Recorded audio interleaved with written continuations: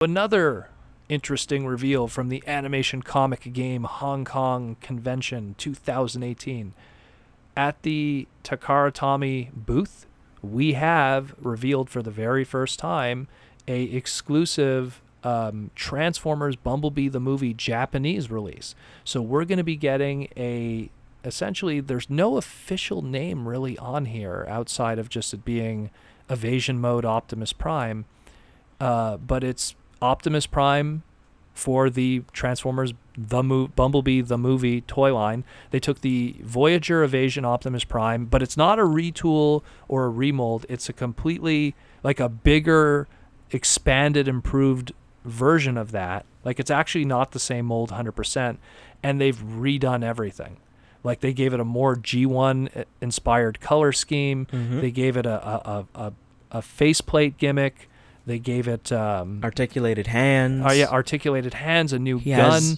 He has a new gun. And one thing I like about the gun, something I really like since MP10 is that his gun transforms. Yeah. And probably hides away somewhere in the transformation of while he's in robot mode. No, not robot mode. Excuse me. In truck mode. That's one thing I think I'm seeing in this gun.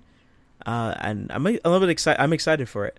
Yeah, and one on top of that, like, again, the shoulders have been changed up, and the lower arms have been changed up. The thighs have been changed up. Like, if you've messed with that original Age of Extinction Voyager Evasion Mode Prime and then compare it to this one, there's a lot of things that have been changed up, because this really ultimately in the end isn't that same mold retooled or repainted. This is them taking that design from the movie and just reinventing the wheel all over again for a whole new toy. And it looks spectacular, especially like in the alt mode, how it's just such a G1 Optimus Prime truck. It looks great. So the only question is this an actual indication of what Optimus Prime is going to look like in the movie? Is it some kind of indication that he's going to have this look, just like to compensate with the Bumblebee actually looking like a Volkswagen Beetle, despite the very Michael Bay looking alt mode? Are we going to have a very G1 looking Optimus Prime here in the 80s with a still Michael Bay looking, design from Age of Extinction? That's a possibility. I think this is going to be, like when you watch the movie, there's going to be a scene with Bumblebee and Optimus meeting up maybe on there's Earth, going to be something, but it sure. won't make sense, but whatever, but you'll get that nice background you always wanted. The two cars. I almost guarantee Prime's going to be in it at some point.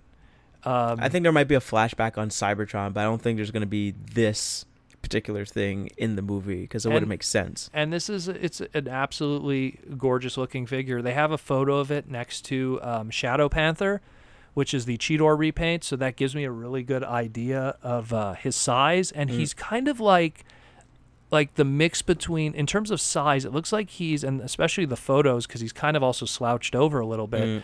I want to say that he's like in between a Voyager and a Leader class. Like he's in between that in terms of size. So this is also a very unique size and stuff. I really hope this isn't just a Japanese only exclusive, because this looks great. And I'm not usually excited about movie toys in general, but this scratches the right itches in a lot of different areas for me, where it just has a good amount of G1, a lot of engineering and fun little things, like, again, the mouth plate that's removable, the transforming weapon, the very G1 looking color scheme that isn't the bland kind of movie colors that we're sort of used to.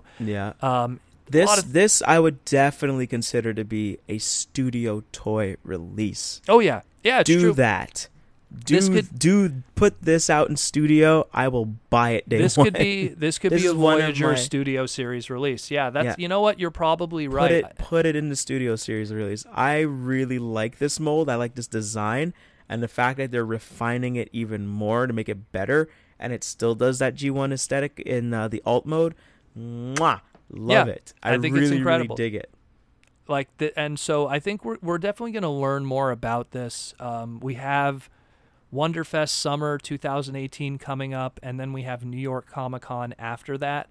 So I think we'll get a better indication of the future of this design, if it truly is just a Japanese-only release, or if it will have a U.S. release, like you said, through the Studio Series, which would make sense. We kind of already have a stacked deck for what we know for Studio Series coming up.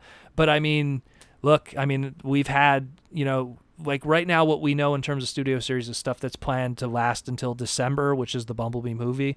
This is something I don't mind if this is released long after the Bumblebee movie into 2019. That'll be totally fine, because again, that character, if he is in the movie, this Optimus Prime, it's totally fine for it to be there. We'll pick up the toy long after it comes out anyway. Yeah. So this looks great, though. I'm very behind this. Yeah, I'm definitely behind it. Again, like I said before, when the original mold came out, I was in shock that they could fit the design of the Bay robot Optimus Prime into that kind of cab design, and I was like, my hat was off to the designers for this one. Like, they really knocked it out of the park, and they gave the fans what they've been clamoring for the longest time with these Bay movies. Give us what we would want. And I liked how they implemented it into the movie, where it's just, that's what he used to hide, and he was like a big old rust bucket. So I really, really do like this design, and can't wait to see it in, hopefully, if it comes to stateside.